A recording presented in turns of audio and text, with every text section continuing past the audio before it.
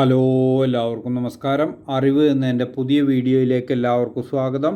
ഇന്ന് ഞാൻ നിങ്ങളുമായി പങ്കുവയ്ക്കാൻ ഉദ്ദേശിക്കുന്നത് വയനാട് ദുരന്തവുമായി ബന്ധപ്പെട്ട ദുരന്ത മേഖലയിൽ നമ്മുടെ ഇന്ത്യയുടെ പ്രധാനമന്ത്രി നരേന്ദ്രമോദി ഇന്ന് സന്ദർശിക്കുകയുണ്ടായി. അദ്ദേഹം ദുരന്തം ബാധിച്ച എല്ലാ മേഖലയിലും ചൂരൽമലയിലും അതുപോലെ തന്നെ മുണ്ടക്കയിലും കൃത്യമായി നടന്ന് കാര്യങ്ങൾ മനസ്സിലാക്കുകയും നേരിട്ട് കണ്ട് ബോധ്യപ്പെടുകയും ചെയ്തിട്ടുണ്ട്. അദ്ദേഹം ദുരിതാശ്വാസ ക്യാമ്പുകൾ സന്ദർശിക്കുകയും അവിടെയുള്ള ദുരിതാശ്വാസ ക്യാമ്പുകളിലുള്ള ആളുകളോട് കൃത്യമായി ദുരന്തത്തിൻ്റെ കാര്യങ്ങൾ ചോദിച്ച് മനസ്സിലാക്കുകയും ചെയ്തിട്ടുണ്ട്. അതിനുശേഷം ചികിത്സയിൽ കഴിയുന്ന ആളുകളെ ആശുപത്രിയിൽ പോയി സന്ദർശിച്ച ശേഷം അവിടെയുള്ള ആളുകളോട് കൃത്യമായി കാര്യങ്ങൾ ചോദിച്ച് മനസ്സിലാക്കുകയും ചെയ്ത ശേഷം അദ്ദേഹം കേന്ദ്രത്തിൻ്റെ ഭാഗത്തു നിന്നും എല്ലാ സഹായങ്ങളും കേരളത്തിന് വാഗ്ദാനം ചെയ്തിട്ടുണ്ട്. മുഖ്യമന്ത്രിയുമായുള്ള കൂടിക്കാഴ്ചയിൽ അദ്ദേഹം കൃത്യമായി മുഖ്യമന്ത്രിക്ക് വാക്കുകൊടുത്തിട്ടുണ്ട്. കേരളം ഒറ്റയ്ക്കല്ല, കേരളത്തിൻ്റെ കൂടെ കേന്ദ്രം എല്ലാ കാര്യത്തിനും കൂടെ ഉണ്ടാവുമെന്നും അറിയിച്ചിട്ടുണ്ട്. അതുപോലെ തന്നെ കേന്ദ്ര സർക്കാരും കേരള സർക്കാരും ജനങ്ങളുടെ കൂടെ തന്നെയുണ്ടെന്നും ദുരന്ത മേഖലയിലുള്ള ആളുകളോടും അതുപോലെ തന്നെ അവിടെയുള്ള ബാക്കിയുള്ള ദുരന്തം ബാധിച്ച ദുരിതാശ്വാസ ക്യാമ്പിലുള്ള ആളുകളോടും ഹോസ്പിറ്റലിൽ കഴിയുന്ന ആളുകളോടും അദ്ദേഹം നേരിട്ട് തന്നെ പറയുകയുണ്ടായി. അതുകൊണ്ട്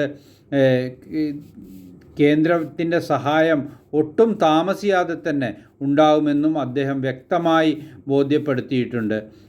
അദ്ദേഹം ഏകദേശം ആ സ്ഥലങ്ങൾ കൃത്യമായി കണ്ടു മനസ്സിലാക്കിയ ശേഷമാണ് അദ്ദേഹം മടങ്ങിയത്. ഏകദേശം 5.5 മണിക്കൂർ സമയം അദ്ദേഹം അവിടെ ദുരന്ത മേഖലയിൽ ചിലവഴിച്ചിട്ടുണ്ട്. കൃത്യമായി അദ്ദേഹത്തിന് നേരിട്ട് കാര്യങ്ങൾ ബോധ്യപ്പെട്ടിട്ടുണ്ട്.